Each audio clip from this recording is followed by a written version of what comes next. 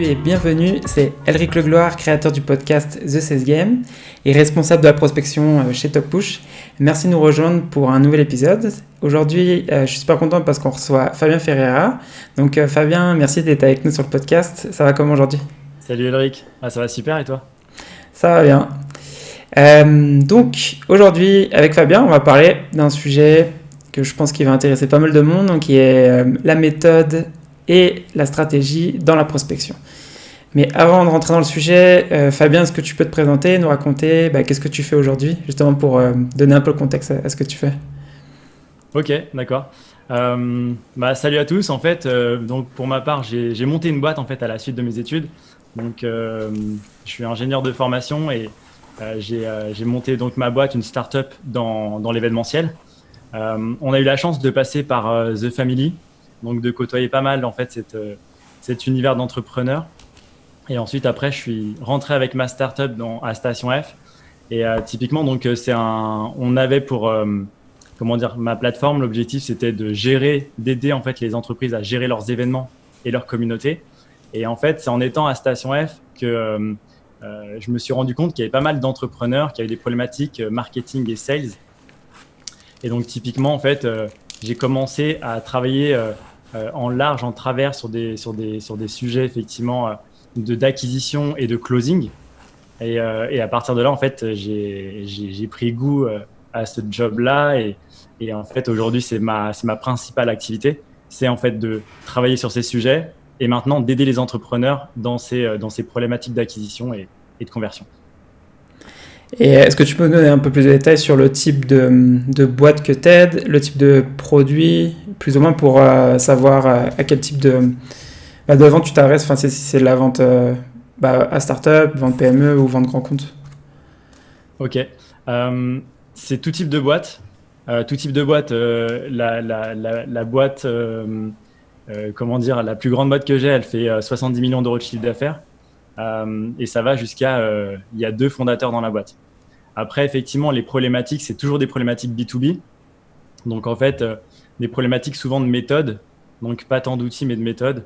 Donc, l'objectif, c'est effectivement de pouvoir les aider à optimiser leurs résultats. Donc, on va dire à obtenir plus de leads, plus de ventes. Ok.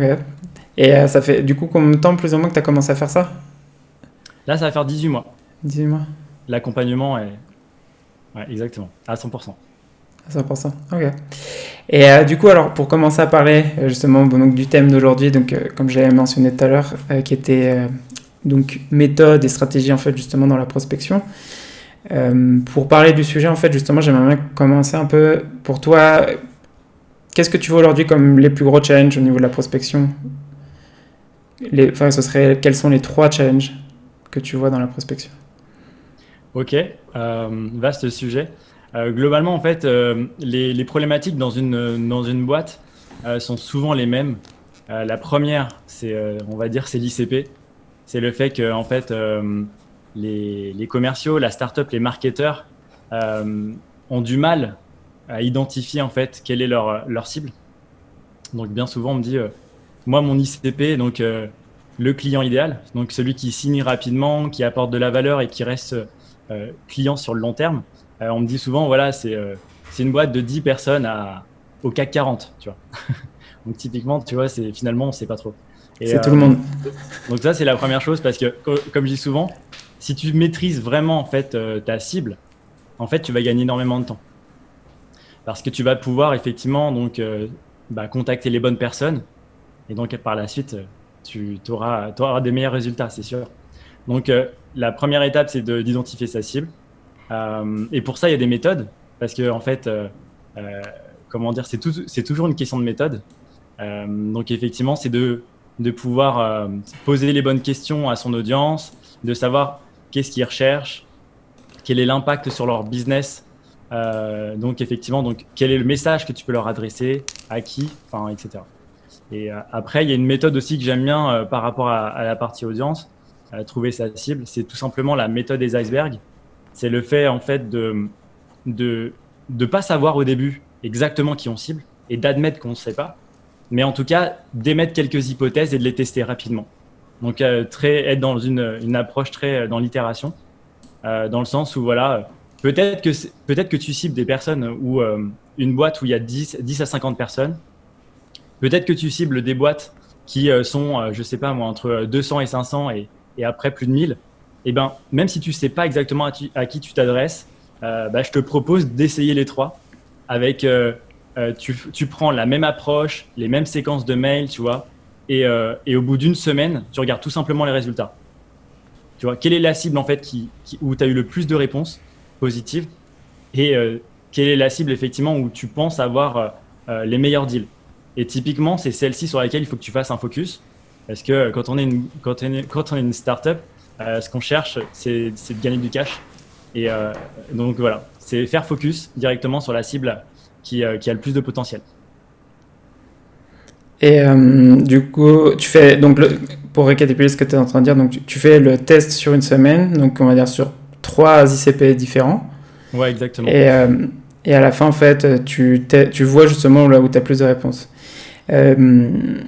Pour en fait revenir un peu sur, on en avait parlé dans un appel avant justement l'enregistrement du podcast. Tu me disais que tu faisais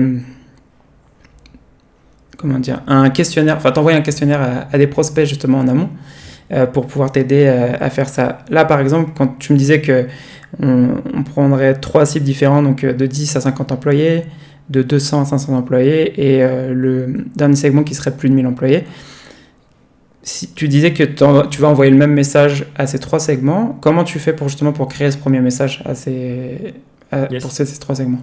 Bah ça, c'est le questionnaire, effectivement. Okay. En fait, ce qu'il y a, c'est que l'objectif premier, c'est trouver la bonne audience. Mais pour trouver l'audience, en fait, il faut te dire, admettons, je sais pas moi, si je prends ma boîte, on fait de la gestion d'événements d'entreprise, mais quelle entreprise?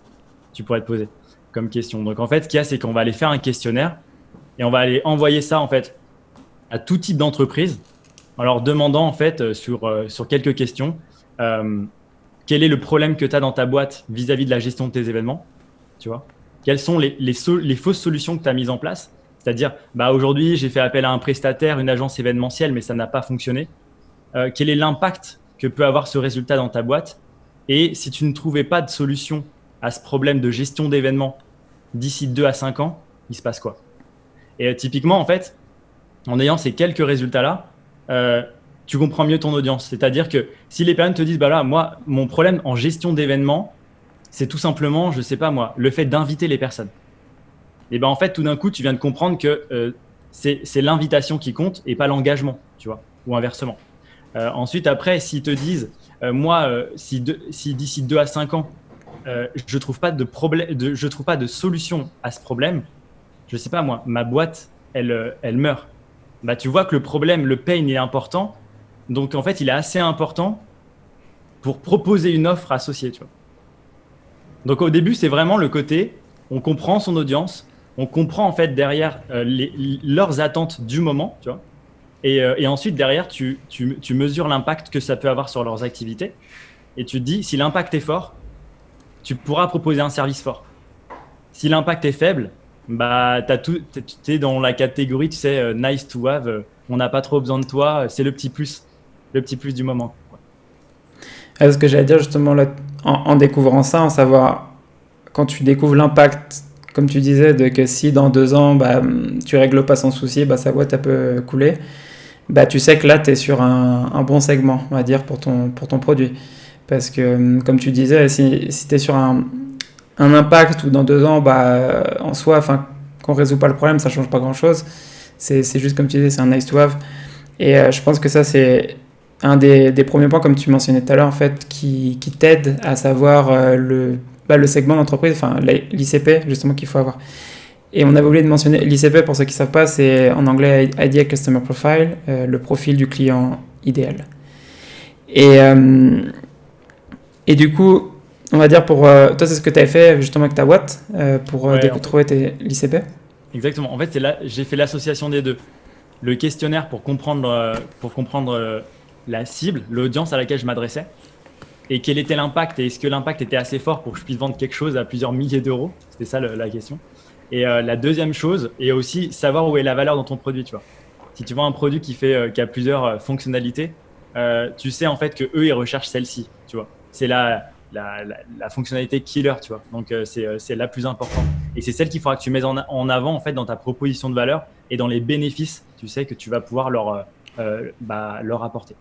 Et après derrière la partie iceberg, comme je disais tout à l'heure, en fait c'est juste la méthode qui te permet de tester ça rapidement.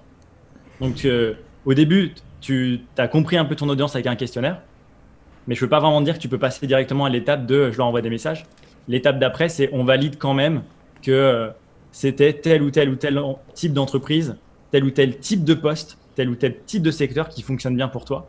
Et en fait, là, ça te fait juste gagner du temps sur ton approche. Tu vois. Par exemple, moi, pour t'expliquer, toujours dans ma boîte, on peut cibler les chargés de communication, tu vois, dans les grands groupes.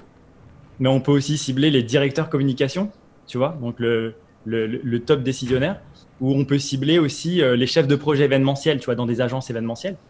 Et typiquement, en fait, il fallait tester en fait les différents icebergs pour valider, en fait, quel est mon ICP du moment, celui qui va me rapporter le plus de profit à court terme et à moyen terme.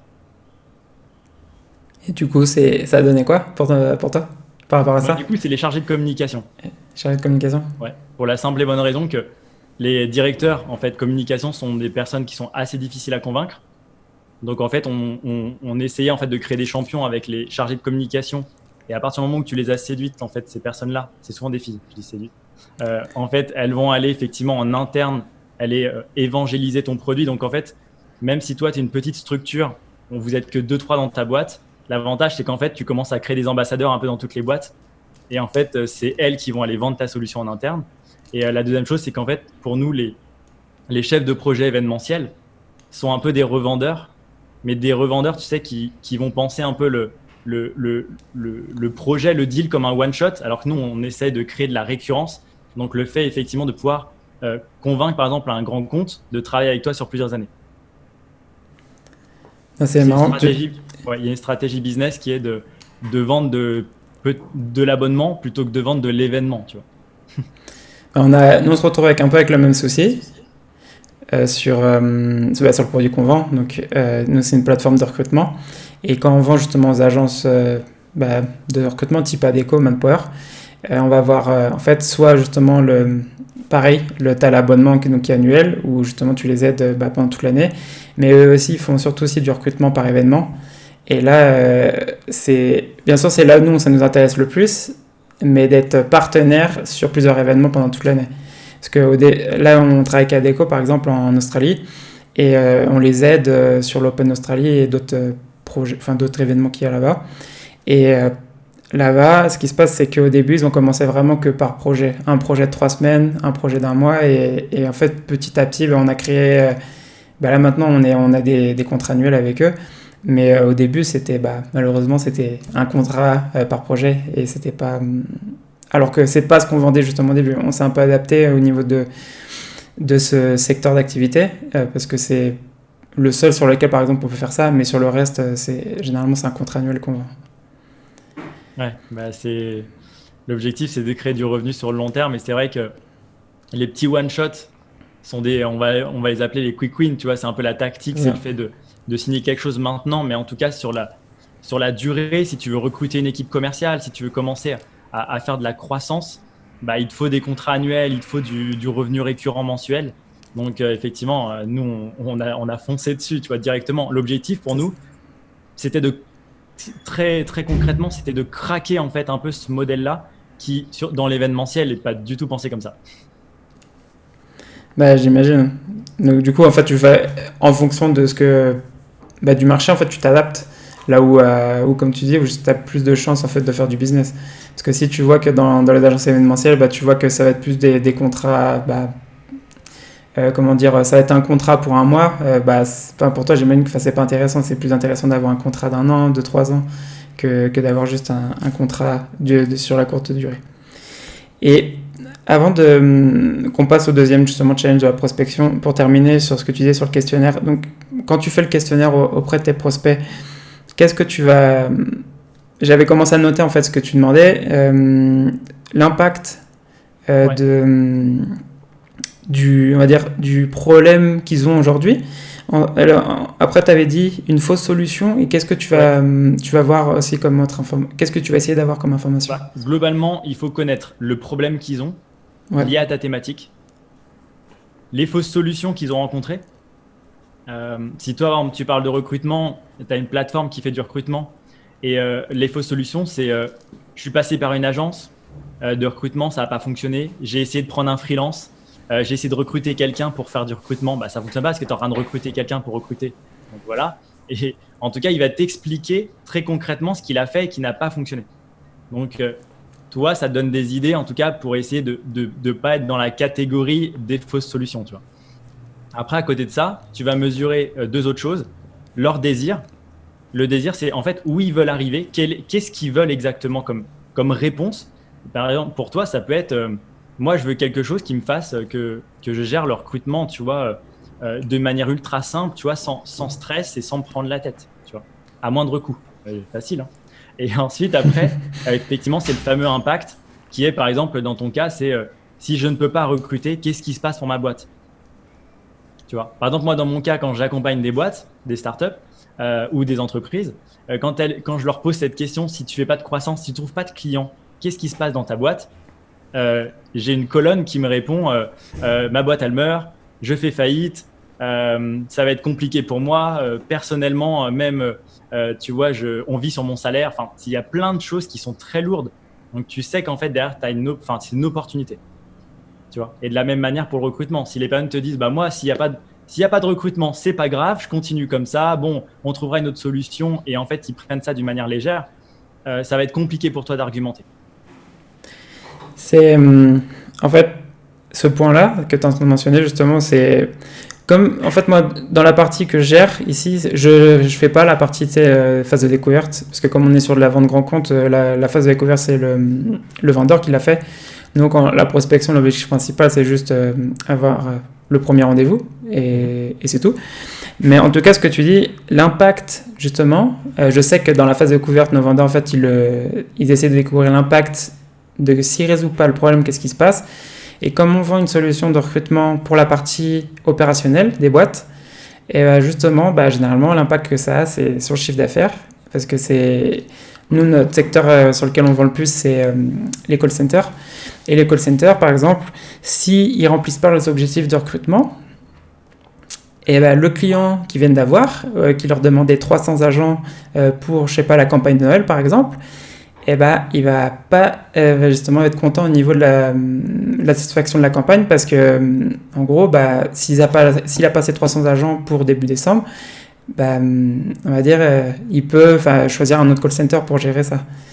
Et donc nous, en fait, on est vraiment sur le recrutement, par exemple, des agents dans les call centers. On les aide vraiment à accélérer justement tout le process. Par exemple, on avait des call centers avant qui recrutaient en une semaine des agents. Maintenant, ils sont passés en un jour. Ils recrutent en un jour. Et du coup, pour eux, ça les aide vraiment à pouvoir prédire quand ils auront leurs 300 agents pour une campagne, quand ils ont un nouveau client. Et là, on en rentre vraiment du coup, qu'est-ce que fait le recrutement dans cette boîte? Ça impacte directement sur le revenu de la boîte. Parce que, en plus, les call centers, eux, comment ils facturent? Ils facturent une fois qu'ils ont recruté leurs 300 agents. Donc, plus ils recrutent leurs 300 agents, plus rapidement ils vont du coup facturer à leurs clients. Donc, c'est un des points sur lesquels, quand on vend justement un call center, c'est un des points sur lesquels on passe un peu de temps, justement. Ok, mais c'est important parce que tu es en train de me dire finalement que vous faites du recrutement sur une partie nichée qui est les call centers, là où il y a un gros pain en fait. Donc finalement, ça facilite la vente, ça diminue le cycle de vente aussi. Tu vois, de toucher les bonnes personnes qui ont le bon problème, derrière, en fait, ça facilite la suite de la prospection. C'est exactement ça. Pour revenir sur le thème des call centers, parce que c'est le sujet c'est le secteur sur lequel on vend le plus. On parle bien sûr avec l'équipe de recrutement, mais en soi, eux, c'est ceux qui vont prendre la décision, mais l'impact, c'est pas sur eux que ça va être le plus important. L'impact, c'est sur ceux qui gèrent la partie opérationnelle, donc c'est le COO, donc directeur des opérations, la boîte, que généralement on essaye d'avoir dès le début dans les communications. parce que lui, il va voir justement, il sait que l'équipe recrutement elle a un gros impact sur ses résultats dans l'année. Donc, Ouais. et en plus de ça, comme tu disais, l'impact qu'il y a aussi, c'est au niveau de leurs ventes. Ils vont avoir leurs clients qui vont être satisfaits aussi. Parce qu'avoir,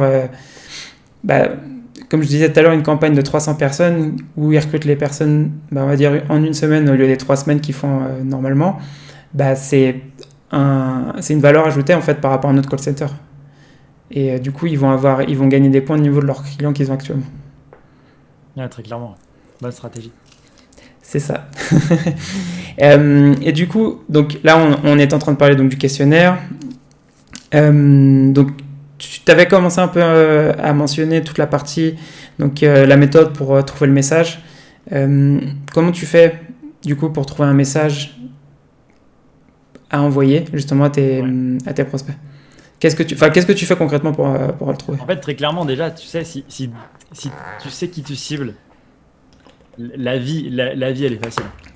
En fait, si tu sais qui tu cibles, tu sais exactement, comment dire, c'est facile d'écrire un message quand tu sais que, par exemple, tu es en train de parler à ta maman ou tu es en train de parler à ta cousine ou tu parles à ton voisin. Tu vois, dans la vie de tous les jours, on le sait, c'est facile. C'est la même chose en fait dans la prospection finalement. Et juste pour revenir sur la partie, pour la partie audience ICP, c'est une onde de choc des fois de faire ce test-là du questionnaire, du test des icebergs, quand ta boîte elle est déjà lancée depuis quelques années. Tu vois. Nous, ça arrive avec certains de mes clients en fait. Ça fait plusieurs années en fait qu'ils ont un produit qui bombarde dans ce sens. Et en fait, quand tu mets en place la stratégie qui est est-ce que tu as bien défini ton audience et qu'on le teste, et ben là en fait, tu as un peu peur des résultats. Tu vois. Tu te dis est-ce que ce que je vends, c'est exactement ce qui correspond à leurs attentes, etc. Après, donc pour la partie message, typiquement, comme je disais, si tu connais ton audience, tu sais, ça facilite en fait l'aspect message. Et surtout, si tu maîtrises ton message, et c'est ça qui est important, tu maîtrises ta légitimité. Parce que en fait, ce qu'il y a, c'est que dans ma boîte par exemple et dans les boîtes que j'accompagne, on utilise systématiquement une approche cross-canal pour le message. Donc en fait, on va aller utiliser LinkedIn, tu vois, comme la base B2B du moment, quoi, comme tout le monde, avec une approche ultra informelle parce qu'on fait quelques posts sur LinkedIn et on essaye de créer de l'engagement et de créer de la légitimité, de la notoriété autour des fondateurs des boîtes et pas autour des marques, vraiment, pour amener une expertise aux personnes, quoi. Et après, avec ces mêmes profils de fondateurs, on va aller contacter et faire de la prospection. En direct message, quoi. Et en fait, là, on va avoir une approche qui est en apportant de la valeur. Donc, l'approche de LinkedIn, on l'utilise nous juste pour montrer qui on est, montrer qu'on est expert, apporter de la valeur. Et après, derrière, quand on va t'envoyer un petit message et que tu auras vu un de mes posts précédents, tu te diras, mais c'est fou qui me contacte. Tu vois, limite, c'est fou qui me contacte. Et en fait, c'est ça l'objectif qu'on veut déclencher. C'est pas une prospection en masse, à froid. C'est se dire, cette personne, elle est légitime, elle connaît son sujet, elle m'a déjà impliqué, engagé sur du contenu. Maintenant, en fait, elle me propose, par exemple, tu vois, un truc qui fonctionne super bien en ce moment, c'est d'écrire un embryon d'article, un embryon de e-book, enfin, un embryon de quelque chose, et d'envoyer un message, en fait, à tes prospects directement sur LinkedIn en leur disant, voilà, toi, je sais que tu as une expertise, tu es dans ce secteur-là, tu es légitime. J'aimerais bien en fait que tu me donnes ton avis sur l'article que je suis en train d'écrire. Et en fait, ça met ton prospect dans une position où tu le flattes, tu es reconnaissant, tu vois, envers son travail, quoi. Et ensuite, tu lui demandes un avis. Et en fait, le fait de lui demander un avis, à 75-80%, il te répond avec plaisir. Et en fait, avec plaisir, nous, on le transforme sur OK, faisons un rendez-vous téléphonique ou physique. Et là, en fait, c'est la première étape. Pour donner cet avis ou tu te réfères à quoi par rapport? Okay. Exactement. En fait, il a lu ton article, etc. Échangeons par téléphone, échangeons par visio. Et après, pour certains gros sujets, on peut même dire hors confinement, on peut peut-être se rencontrer pour en discuter autour d'un café. Tu vois. Et garder le côté quand même informel parce qu'on est sur un réseau social. Tu vois, on n'est pas sur de la chasse directement, mais apporter un contenu engager sur le contenu et en fait faire une prospection un peu indirecte, ça cartonne. Et après, comme on parle du message, si cette approche contenu, en tout cas, n'a pas capté la personne, parce que déjà, tous les décideurs ne sont pas actifs, en tout cas, sur LinkedIn. Donc, en fait, ce qu'on fait, nous, par exemple, c'est on va commencer une séquence de cold emailing, donc d'email à froid. Je ne sais pas, moi, 72 heures, par exemple, après nos messages, en fait, sur LinkedIn. Et là, on va adopter une toute autre approche. L'objectif, c'est de dire, par exemple, voilà, j'ai vu ton profil sur LinkedIn, je t'ai envoyé un petit article, je ne sais pas si tu as eu l'occasion de le voir, ça m'intéresserait vraiment de pouvoir échanger avec toi. Tu prends en fait comme contexte le message précédent qui était sur un autre canal et pour engager la conversation. Et comme le cold emailing, bien évidemment, pour les règles, c'est toujours email le court, objectif de répondre. Donc, pas de fioriture, hein, c'est un message qui est écrit, qui est simple et qui dit voilà, bonjour Alexandre, je ne sais pas si vous avez eu l'occasion de voir mon article sur LinkedIn. J'aimerais avoir votre avis. Peut-on échanger jeudi matin 17 Voilà, vous connaissez le truc. Et donc, typiquement, on crée un échange. Après, on va avoir donc 2-3 mails sur ça. Et comme on parle toujours message, on dit voilà, si cette approche-là plutôt formelle n'a pas fonctionné, et dans ces cas-là, on va encore le cueillir en lui donnant du contenu, tu vois, en sales nurturing, quoi. Donc en fait, ce que je veux dire, c'est qu'en fait, le bon message, ça dépend du bon moment. Typiquement, les premières étapes, c'est, selon moi, être dans l'informel, montrer la valeur que tu apportes, apporter de la crédibilité à qui tu es. Ensuite, après, la deuxième étape, c'est de se dire, je le recontacte en utilisant un prétexte et en essayant d'engager une conversation. Et si jamais tu vois que la personne, c'est pas le bon moment, faut pas le harceler. Tu vois. Des fois, je laisse tourner des séquences de prospection, tu vois, que je reçois dans ma boîte mail en disant, je leur réponds pas, comme ça, je vais dérouler leur séquence, tu vois. Ah d'accord, J+2, ils font ça, tu vois. Et ce qu'il y a, c'est que je vois des fois qu'ils envoient, je sais pas, 6-7 emails. Et je me dis, mais je ne te réponds pas. Change de canal, change d'approche. Donc, le cold emailing ne fonctionne pas. Et à la limite, passe en fait sur du sales nurturing, c'est-à-dire, je précise quand même, c'est un peu comme du lead nurturing. C'est le fait d'envoyer en fait, du contenu à ses prospects de manière à pouvoir le faire évoluer dans sa décision, dans son acte d'achat, quoi. Tu vois, il est froid, tiède, chaud, quoi. On connaît en marketing. Et si j'appelle ça le sales nurturing, c'est que c'est la même approche avec le scoring et tout, mais on va l'envoyer en mail one-to-one. Au lieu que ça soit écrit par des marketeurs, dans le sens où ils font des pavés, c'est du designé avec des blocs et tout, on va rester en fait comme du cold email sur quelque chose d'assez simple qui est, je prends toujours mon exemple d'Alexandre. Bonjour Alexandre, j'ai écrit un petit... je vais prendre un autre exemple que l'article. Bonjour Alexandre, on a vu ce type de contenu là pour toi et est-ce que ça t'intéresserait, quoi. Ce que je veux dire, c'est toujours dans la même idée de proposer quelque chose, mais de différencier après la valeur, le contenu et l'approche. Après, c'est une vidéo, après, c'est autre chose. Et de scorer ça pour savoir quel est le moment où il est prêt. Ça, du coup, tu fais ça. Enfin, je sais que tu disais que tu faisais ça en one-to-one, donc en individuel, mais tu le fais vraiment à la main ou tu le fais avec un outil pour faire ça? Ouais. Alors, c'est automatisé. Hein. C'est automatisé. C'est la sales machine, comme on dit. Okay. Mais en gros, systématiquement, c'est première approche, donc premier message informel LinkedIn, deuxième message un peu plus formel en cold emailing, troisième message, on attaque la partie marketing. Ok. Et du coup, en fait, ce que tu es en train de commenter, on le fait un peu différemment. En fait, on va envoyer 3-4 messages sur LinkedIn plutôt qu'en envoyer qu'un, mais où justement on partage du contenu. Et en fait, on fait ça parce qu'on est parti sur l'idée de... Bon, pour ceux qui connaissent, enfin, ceux qui connaissent pas, il y a un mec aux États-Unis qui s'appelle Josh Brown. Et le mec, en fait, il explique le concept qu'un prospect, c'est comme un compte bancaire. Quand tu ouvres un compte bancaire, donc quand tu as un prospect nouveau, c'est comme si tu avais un compte bancaire où il y a 0 € dessus. Donc, si tu arrives et que tu lui demandes dès le début, est-ce que tu vas avoir un rendez-vous avec moi ?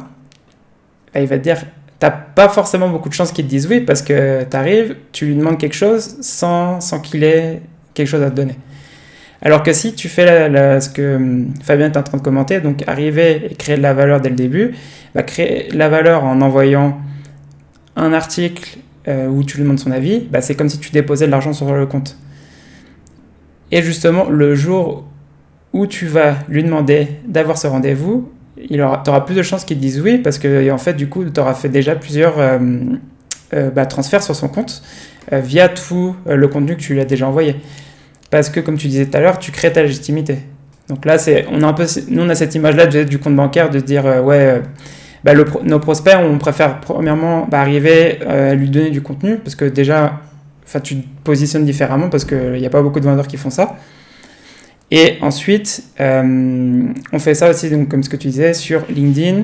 On envoie 4 messages sur LinkedIn, et ensuite, on passe sur de l'email aussi. Yes. Voilà. Et après, effectivement, peut-être que pour toi, les départements sont séparés, mais le tunnel de conversion, tu vois, qui est, je fais rentrer un lead, hop, LinkedIn, hop, cold emailing. C'est super important, en tout cas, de se dire que on passe pas notre temps à générer des leads pour générer des leads, et qu'à la fin, par exemple, de tes 3-4 emails de cold emailing, que les leads ne tombent pas à la poubelle, quoi. Des fois, j'ai l'impression qu'il y a une trappe, tu sais, à la fin. Ouais. Et en fait, on soulève le tapis et on envoie les leads qui n'ont pas marché et on les laisse de côté. Et encore tout à l'heure, j'avais eu un call avec un entrepreneur qui me disait, nous, on shoot tous les jours, tu vois, je sais pas, 50, 100 emails. Et je lui ai dit, et à la fin de ta séquence de cold emailing, il se passe quoi? Et il m'a dit, il se passe rien. Et je lui ai dit, mais tu les recontactes quand? Je les recontacte, je sais pas, dans 2, 3, 4, 5 mois. Et je lui ai dit, mais en fait, le truc, c'est qu'en fait, tu vas harceler des personnes, tu vois. Pendant un temps, pendant 15 jours, il va te voir partout. Il va plus avoir de nouvelles de toi pendant 3-4 mois. Et après, derrière, tu vas le remettre dans une séquence, donc il va te voir partout. Et en tout cas, c'est la problématique aujourd'hui, c'est que ça, c'est un peu, ça marche, mais c'est un peu de la tactique. Et que si tu arrives à créer quelque chose, tu vois, qui soit plus sur le long terme, même si après, derrière, ça devient un message toutes les 3 semaines ou tous les mois, tu vois, c'est pas une problématique de régularité. Mais c'est de se dire juste, continue l'effort que tu as fait, en fait. N'abandonne pas. Parce que typiquement, c'est ça, c'est qu'aujourd'hui, il y a des sales qui sont très, chasse, tu vois. Tu vois très bien ce que c'est, tu vois. On est chasseur, on va aller appeler les personnes. Si ça convertit, tant mieux. Si ça convertit pas en 48 heures, j'abandonne tout et le lead, je le mets de côté. Mais ce lead-là, tu vois, quand tu es dans une startup qui cible 1000 personnes ou 2000 personnes grand max, tu peux pas les mettre de côté. Tu vois ce que je veux dire? T'es pas en B2C. Tu peux pas te dire, si elle achète pas mon produit, je contacte le voisin, tu vois. Et donc, en fait, la problématique de ça, c'est que on a tendance des fois à shooter en masse, mais après, derrière, s'il n'y a pas de résultat à court terme, on laisse tout tomber. Tu vois, voilà, c'est un peu la problématique pour moi de la prospection et le fait de ne pas continuer à créer de la relation avec son prospect. Et même sur ce que tu es en train de dire, justement, je te rejoins sur ce point-là parce que, de toute façon, qu'est-ce que tu fais dans 3 mois quand tu vas leur recontacter cette même personne? Tu vas renvoyer la même séquence qui n'a pas fonctionné la première fois? Ou qu'est-ce qu'ils font en fait justement dans ces cas-là, ces personnes? Parce que si tu fais ça tous les 3 mois, tu leur envoies la même séquence tous les 3 mois, on va dire que au niveau de ta marque, ça aide pas parce que si tu t'envoies la même chose, s'il te répond pas, c'est que ton message il fonctionne pas. Donc il faut changer l'approche. Ouais, très clairement. Et après aussi, on parle de message. Donc le message, il y a aussi la manière de délivrer. Tu vois, là, on a parlé du contenu du message, mais il y a aussi la manière de le délivrer, ce message. Et aujourd'hui, je vois beaucoup de boîtes qui se trompent dans la manière de le délivrer. Bon, après, je te parle pas du fait d'être ultra formel sur LinkedIn, qui a un problème de contexte et sur un réseau social et tu es en train de dire bien cordialement, tu mets une signature. Enfin, je vois des fois des choses où je me dis, mais en fait, c'est antisocial, quoi. Mais à côté de ça, dans la manière de délivrer, ce que je veux dire, c'est que, tu vois, j'avais fait un post sur LinkedIn mardi et l'objectif, c'était de parler en fait des résultats des campagnes d'email. Et typiquement, il y a des boîtes, par exemple, qui ont 30% de taux d'ouverture. Et bien, en fait, 30% de taux d'ouverture en cold emailing, c'est soit tu shootes pas avec le bon outil, c'est peut être un problème d'outil. Pourquoi? Parce que tu peux utiliser un outil marketing comme Mailjet, Sendinblue, ActiveCampaign pour faire du cold emailing et c'est pas du tout les mêmes outils, tu vois. La manière de délivrer entre avoir un email où tu appuies sur un bouton et ça l'envoie à 10 000 personnes ou un email qui est envoyé avec ta propre boîte mail toutes les 3 minutes, c'est pas du tout les mêmes résultats en termes de délivrabilité. Ça, c'est la première chose. La deuxième, c'est que beaucoup de startups ne configurent pas bien en fait leur domaine, donc ça facilite pas la délivrabilité. On va pas rentrer dans le détail des configurations, mais c'est le deuxième critère. Et après, enfin voilà quoi. En gros, ce que je veux dire, c'est que c'est vraiment. Ah oui, et le dernier, bien sûr, c'est l'audience quoi. C'est si tu as récupéré une liste de contacts tombés du camion ou tu as scrappé LinkedIn, tu vois, et tu sais pas exactement à qui tu t'adresses, bah derrière, tu peux pas avoir des bons résultats, donc un bon taux de délivrabilité, donc un bon taux de réponse, quoi. C'est toute la campagne, en fait, qui tombe à l'eau. Bah, c'est ça, ça rejoint. De toute façon, le message et la bonne audience. Parce que c'est pour complémenter, de toute façon, tout ce qu'on parle là aujourd'hui, ça se complémente bien sûr. Méthode, ouais. C'est une méthode. C'est la méthode. Et du coup, bah, si tu n'envoies pas le message à la bonne audience, bien sûr, ta campagne ne va pas avoir de bons résultats. Ouais. C'est toujours comme ce que tu disais tout à l'heure. Je pense que si tu parlais tout à l'heure, quand tu disais que tu faisais les tests pour ta boîte, d'envoyer à un chargé de communication et l'envoyer à un chargé de projet événementiel, tu n'as pas forcément le même message. Parce que si tu parles à une agence et si tu parles au client, je pense que c'est deux messages différents. Tu ne vas pas forcément parler de la même chose. Parce que l'agence, eux, ils vont plus être tournés revenus, justement, je pense, enfin, sans avoir regardé le sujet. Mais la chargée de communication, bah, ça va être plus être peut-être justement l'engagement des personnes pendant l'événement. Et eux, ils vont être moins tournés sur le revenu. Ou je sais pas. Tu peux... Ouais, très clairement. Ouais. Non, mais tu as raison. C'est en fait, une agence, c'est un intermédiaire. Son objectif, c'est d'acheter pas cher et qui fait le job, tu vois. Donc typiquement, en fait, il va poser sa marge. Donc ce qu'il y a, c'est que eux, leur objectif, c'est d'avoir le meilleur rapport qualité-prix. Alors que l'annonceur, on va dire le client, lui, son job, c'est d'avoir le meilleur pour ses collaborateurs et ses clients, tu vois. La meilleure expérience, c'est ça. Ou la meilleure expérience, ouais. Ça. Et en fait, c'est pas la même recherche. Même si je dis pas que ce que proposent les agences, c'est pas des bonnes pratiques, tu vois. Mais ce que je veux dire, c'est qu'en tout cas, elles n'ont pas les mêmes objectifs. Et ouais. Mais je suis totalement d'accord avec toi. Et le fait de parler de messages et des fameux 30% de taux d'ouverture de tout à l'heure, c'est de se dire, OK, mais si tu as 30% de taux d'ouverture, et bah derrière, tu vas signer quoi comme client, tu vois. Tu fais rentrer 100 personnes dans ton process, tu n'en as que 30 qui reçoivent le mail.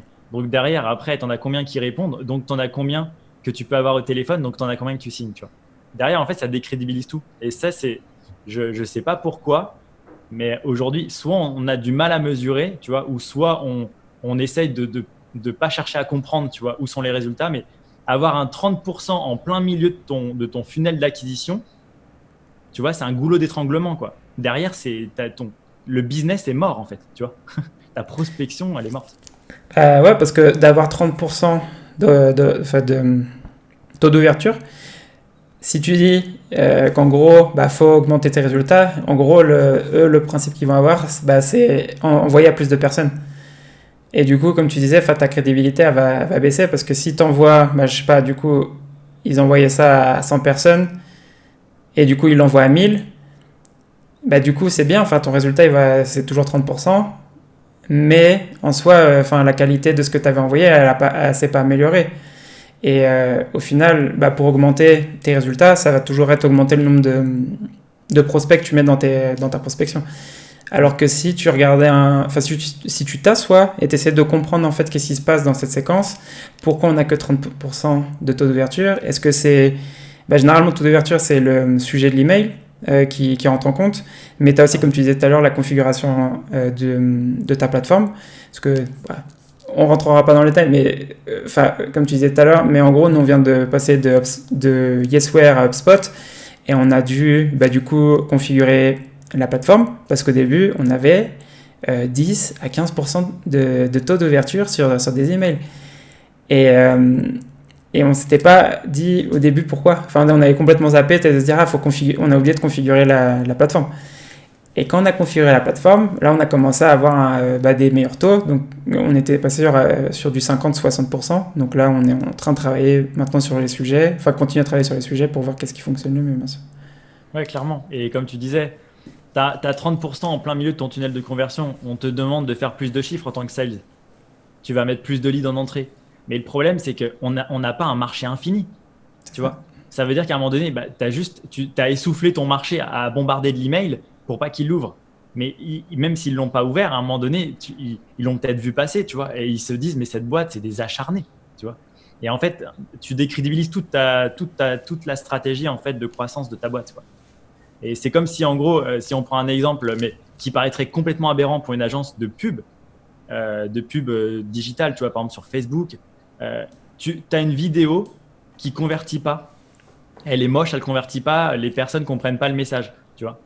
Tu vas mettre encore plus de budget pub en entrée pour montrer à plus de personnes. Tu vois, ça semblerait ridicule, tu vois, parce qu'ils analysent tout en fait comme un tunnel. Mais pourquoi nous, les sales, les marketeurs, en fait, on prend pas en compte ce truc-là, tu vois? Ça, je comprends pas. Voilà. C'est la méthode. En fait. Voilà, c'est exactement ça. Donc du coup, c'est essayer de comprendre justement, de voir ce qui fonctionne et ce qui fonctionne pas, et pas uniquement dire pour avoir plus de rendez-vous, faut contacter plus de prospects. Parce que ça, je l'avais écouté, je sais plus si c'était dans un podcast, mais en gros, ça parlait de ça, qu'aujourd'hui, justement, le système, il est un peu cassé dans la vente, justement, qui disait que la plupart des boîtes, c'est qu'est-ce qu'on fait pour vendre plus? C'est mettre plus de prospects dans notre pipeline. Alors que non, tu découpes juste ton process de vente et tu vois dans la phase de prospection, c'est quoi ton taux de conversion, dans la phase de qualification, c'est quoi ton taux de conversion, jusqu'au closing, et tu vois ton taux de conversion à chaque étape, combien de clients, prospects tu perds à chaque étape, et qu'est-ce que tu peux faire pour améliorer ton conversion, au lieu de se dire je dois mettre 1000 personnes de plus dans mon pipeline pour arriver à 1 million d'euros de chiffre d'affaires en plus pour cette année. Ouais, clairement, c'est exactement ça. Et du coup, pour récapituler ce qu'on était en train de dire, donc les challenges du coup de la prospection, tu disais c'était l'ICP. Ouais. Le message. En fait, c'est la cible, le message, et le dernier, c'est le closing. Le closing, ok. Le closing, ouais. Parce qu'en gros, là, en fait, qu'est-ce qu'on a fait? C'est qu'on a ciblé les bonnes personnes. On a envoyé le bon message. Mais derrière, en fait, le message, qu'est-ce que ça crée? Ça crée une conversation, tu vois, ça crée une réponse, ça crée un engagement. Mais derrière, en fait, il y a quand même la phase de qualification et de closing qui reste à faire. Et en fait, là, pour moi, je vois souvent plusieurs problèmes. C'est que il y a des boîtes en fait qui ont beaucoup de mal à qualifier. Tu vois, dans le sens où en fait, quand on essaye, on n'a pas beaucoup de temps. Tu vois, je parle vraiment de la partie, à compte exécutif, vraiment de la personne qui va aller au rendez-vous, tu vois, qu'il soit physique ou en ligne, et qui vont aller closer. Et le problème, c'est qu'en fait, bien souvent, tu montres le CRM du sales. Quand il te montre ton CRM, il clique dans activités, tu sais, là où tu as la liste des activités, et là, tu vois écrit genre 150 activités restantes ou 250. Et tu dis, mais tu as quand même pas mal d'activités, toi. Et en fait, il te dit, oui, en fait, à chaque fois que quelqu'un me dit que il faut que je le recontacte dans 6 mois ou peut-être qu'il aura un projet dans 1 an, etc., je le mets dans mon agenda. Et en fait, selon moi, c'est un problème de qualification. Tu vois, l'objectif de la qualification, c'est de pouvoir séparer quels sont les prospects à fort potentiel. Donc, effectivement, celles qui ont un besoin, qui sont dans un bon timing pour toi. Donc, peut-être que tu vas pouvoir closer dans les 3 mois. C'est la bonne personne, ou si ce n'est pas la bonne personne, savoir quelles sont les personnes en fait, qui vont décider. Et effectivement, est-ce qu'il y a le besoin, le budget, quoi. Donc, en gros, effectivement, avoir au moins réuni les critères de pouvoir dire, OK, on passe à l'étape 2. Et là, bien souvent, même si on est dans l'écoute, etc., on a tendance en fait à être des trop bons élèves et en fait à tout mettre en activité en disant il m'a demandé de rappeler dans 6 mois, je rappellerai dans 6 mois. Tu vois. Mais en fait, quand il dit rappelle-moi dans 6 mois, il te dit pas vraiment dans 6 mois il y a un projet. Il te dit on verra dans 6 mois. Tu vois. C'est pas la même chose. Et c'est un peu comme quelqu'un qui te dit envoie-moi ta présentation. Ça ne veut pas dire je suis intéressé, ça veut dire juste on verra ça plus tard. Et ce que je veux dire, c'est qu'en fait, il ne faut pas le prendre au pied de la lettre. Il faut se dire, par exemple, moi, dans ma boîte, les présentations, on ne les envoie jamais par email. En tout cas, jamais avant une démo. Parce qu'envoyer une présentation, par exemple, avant une démo, surtout s'il y a les tarifs à la fin, le prospect, il fait quoi? Il va l'ouvrir, s'il l'ouvre déjà. Document traqué, hein. Il faut utiliser document traqué. Et en fait, il l'ouvre, il scrolle un petit peu le document. Et en fait, il lit 3 mots et il se dit, ouais, ça ne m'intéresse pas. Et le problème, c'est que peut-être que tu n'as peut-être pas assez travaillé sur ta proposition de valeur, sur la mise en avant des bénéfices, etc. Et ce que je veux dire, c'est qu'en fait, ça te laisse même pas l'opportunité de pouvoir expliquer quelque chose à l'oral. Tu vois, non, il a décidé en 10 secondes que ton offre l'intéressait pas ou le prix l'intéressait pas, trop cher. Et derrière, il va mettre ça de côté et t'as beau le rappeler, il va dire non, mais moi, celui-là, je veux plus entendre parler, quoi. Et donc, en fait, tu as raté toute ta prospection juste parce que tu as envoyé un document. Tu te rends compte? Et donc, en fait, il y a cette étape-là de qualification qui souvent est bâclée dans le sens, effectivement, où c'est toujours une problématique de méthode.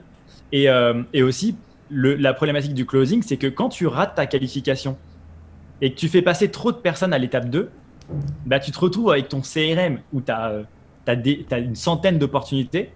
Mais si je te dis, OK, quelles sont les opportunités que tu vas signer là, cette semaine, demain, ce mois-ci?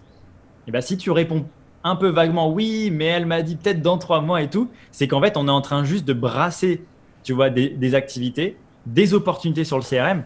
Mais en fait, la valeur, elle n'existe pas. Tu pourrais très bien attendre le 31 décembre et te dire, OK, je prends mon CRM, toutes les opportunités, je les mets à la poubelle, que limite, c'est kiff-kiff, quoi, tu vois. Des fois, on a des opportunités qu'on déplace, tu sais, de mois en mois, des fois d'année en année. Tu as BNP tous les ans qui te dit mon projet se décale. Bah, toi, tu le décales. Tu vois. Et voilà. Et ce que je veux dire, c'est qu'à un moment donné, c'est toujours la même chose. Pour optimiser les résultats, il faut se concentrer sur les bonnes personnes. Et donc, la qualification, c'est l'étape où tu sélectionnes qui je vais closer et qui je vais laisser de côté pour les mettre en marketing, attendre qu'ils soient prêts. Et en fait, si tu te concentres sur les bonnes personnes, l'avantage, c'est quoi? C'est que déjà, 1, tu généreras plus de cash. Et 2, tu feras vraiment ton métier de vendeur, qui est d'apporter des conseils, d'apporter de la valeur, de comprendre les besoins, de proposer des réponses à ce besoin. Tu seras dans l'échange. Alors que si tu as 150 activités et que tu dois dérouler, tu vas appeler peut-être la bonne personne, c'est la 45e de ta liste, et tu vas lui accorder 2 minutes 30 en disant « Oui, bonjour, alors c'est toujours OK pour… » Et en fait, voilà, tu as juste éclaté ta prospection parce qu'en fait, cette personne-là, tu aurais dû identifier que c'était la personne qui allait signer et les 44 autres d'avant, il ne fallait pas les appeler, quoi. Il fallait les mettre en marketing. Voilà. Je pense que c'est un sujet, on pourra en parler des heures de ça parce que c'est vraiment la base, on va dire. Je pense que dans la vente, c'est la qualification sur tout le process parce que comme ce que tu es en train de dire, c'est que tu vas te retrouver avec des clients dans ton pipeline qui sont, tu sais pas ce qu'ils font là en fait, parce qu'il nous a dit oui peut-être dans 6 mois alors que c'est un prospect qui est pas intéressé tout de suite, donc du coup il faudrait le mettre de côté dans une campagne de sales nurturing comme tu disais tout à l'heure par exemple, au lieu de de continuer à essayer de l'appeler ou de l'avoir dans ta liste. Là, on est un petit peu au niveau du temps, on est un petit peu juste, donc du coup, on va. C'est toujours bon pour toi, tu as toujours un peu de temps? Yes. 10 minutes? Ok, bah c'est bon. Du coup, maintenant, on va passer à la fin justement de l'interview. Et pour récapituler en fait ce que tu disais, donc les 3 changes pour toi, donc de la prospection, c'est l'ICP, la cible, du coup, que tu vas avoir pour ta boîte. Le deuxième challenge, c'est le message que tu envoies justement à cette cible. Et le dernier, donc, du coup, c'est le closing et tout ce qui se passe avant, justement, pour arriver à cette dernière étape. Et le dernier, ça va être en gros, ouais, on va dire la clé du closing, c'est la qualification, quoi. C'est ça, c'est ce que je disais en fait. Exactement. Hein. Si on rate la qualification, effectivement, le closing, on a beau être le meilleur sales, si on a une liste de 100 personnes et que c'est pas les bonnes, bah voilà, quoi, on va pas aller bien loin. C'est exactement ça. Du coup, c'est mieux d'avoir 10 personnes dans ta liste qui sont vraiment intéressées et où tu as les informations justement pour faire avancer le projet avec eux, qu'avoir 100 prospects où il te manque la moitié des informations pour chaque prospect. Et comme tu disais tout à l'heure, t'investis pas le temps sur les prospects qui ont vraiment un intérêt dans ta solution et qu'au final, bah, tu vas les perdre parce qu'il y a un vendeur, on va dire qu'il y a un vendeur en face de toi qui lui est justement en train de passer du temps avec le même prospect, mais sauf que lui, il dédie plus de temps à ce prospect. Ouais. Et donc, alors, maintenant, on va passer sur les questions un peu plus générales, du coup, sur la vente. En contenu, ressources, qu'est-ce que tu lis ou écoutes et qu'est-ce qui a le plus influencé ta vie de commercial? Ok. Il m'influence le plus, donc moi, c'est les gens, dans le sens où en ce moment on est confiné, donc j'ai pas trop le choix. Effectivement, je peux pas les rencontrer, donc mais j'appelle beaucoup de personnes, que ce soit des marketeurs, des sales ou des entrepreneurs. Donc pour apprendre de leurs problématiques, apprendre de leurs méthodes, apprendre de leurs échecs.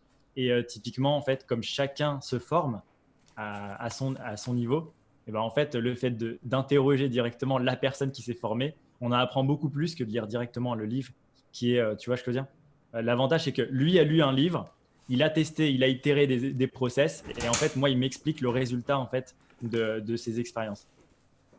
Après, à côté de ça, il y a toujours énormément de podcasts, des chaînes YouTube comme la tienne, des podcasts comme Growth Makers. Après, effectivement, des livres, et je m'inspire. J'aime bien en fait mélanger, comment dire, mélanger les sources, tu vois, d'informations. C'est-à-dire voir comment aujourd'hui on vend des business en ligne, mélanger ça avec la PME qui va essayer de se développer, tu vois, en B2B, avec la startup, tu vois, scale-up, comme comment fonctionne par exemple Alan en interne, comment ils structurent leur process, comment les sales sont formés, etc. Donc j'essaie de tout mélanger et en me disant, bah voilà, l'objectif c'est quoi? Bah, c'est de créer la méthode. Ouais, en chopant un peu d'informations un peu partout, tu chopes toujours des petits détails que toi, tu rajoutes à ton process et qui créent ta méthode au final. Exactement, c'est ça. Après, c'est vrai que on va dire que j'ai, comme je disais en tout début de vidéo, hein, j'ai vraiment eu la chance de passer à The Family et ensuite à Station F. Et typiquement, j'ai pu déjeuner tous les midis avec Denis de Drop Contact, Guillaume de Lemlist, Phantom Buster, etc. Et ça a été, on va dire, un de mes socles au départ, en fait, sur la partie marketing et sales, de comprendre leur vision, de comprendre effectivement, en fait, qu'est-ce qui, pour eux, était quelque chose de bien, pas bien, etc. Et à partir de là, moi, j'ai testé dans ma boîte beaucoup de choses, parce que je suis très test and learn, comme on dit.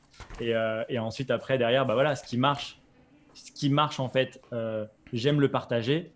Et ce qui marche pas, j'aime le partager aussi, parce qu'aujourd'hui, je pense qu'on partage pas assez nos résultats et nos échecs. C'est pour ça que je pousse un peu quand je suis en échange avec quelqu'un à lui dire non, non, non, mais je veux pas que tu me parles de tes outils. En fait, les outils, je m'en fous. Je veux savoir en fait quelles sont tes méthodes. Tu vois, qu'est-ce qui a marché, qu'est-ce qui a pas marché, et quels sont tes résultats vraiment. Tu vois.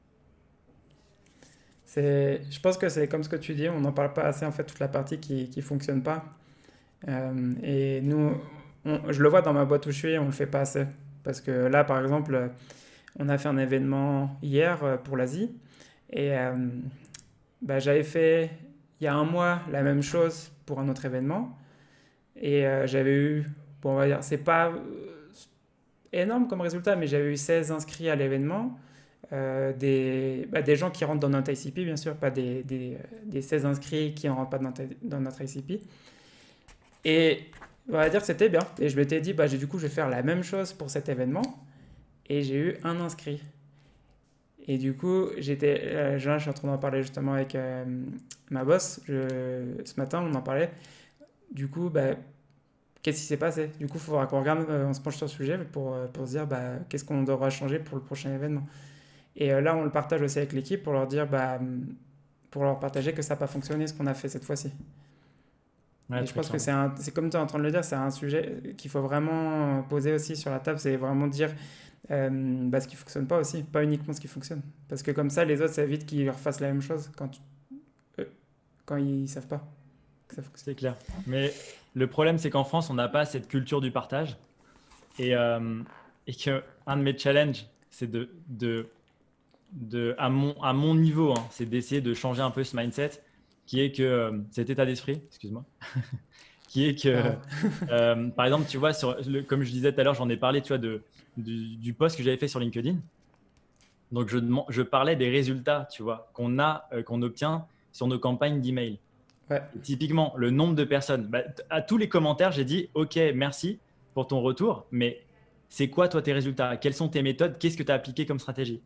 Il y a certaines personnes qui m'ont répondu, mes résultats c'est ça, etc. Mais tu n'imagines même pas le nombre de messages privés que j'ai eu dans LinkedIn en disant ah Fabien, je ne le donne pas devant tout le monde, mais voici une capture d'écran des résultats que j'ai.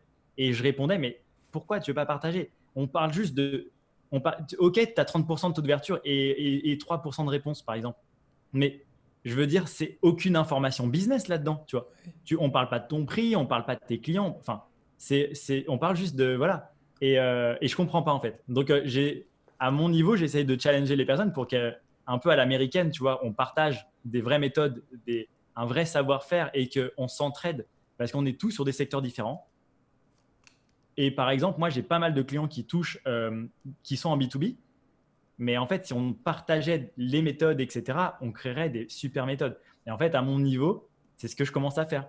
C'est-à-dire que avec le recul que j'ai, les méthodes que je commence à voir en fait émerger et ce que je mets en place dans ma boîte et dans les boîtes des autres, à un moment donné, je commence à me dire en fait, ce funnel d'acquisition là, il surperforme, tu vois.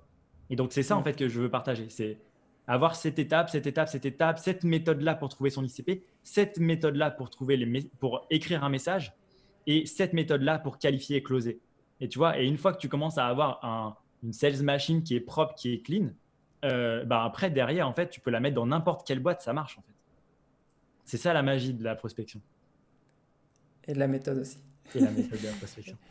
Et pour terminer, donc pour ceux qui écoutent et qui veulent s'améliorer, quel serait ton défi justement à mettre en place dès demain pour eux justement? Se former aux méthodes. Ouais, parce qu'en fait là aujourd'hui, je vois deux types de sales et de marketeurs et d'entrepreneurs aussi en passage.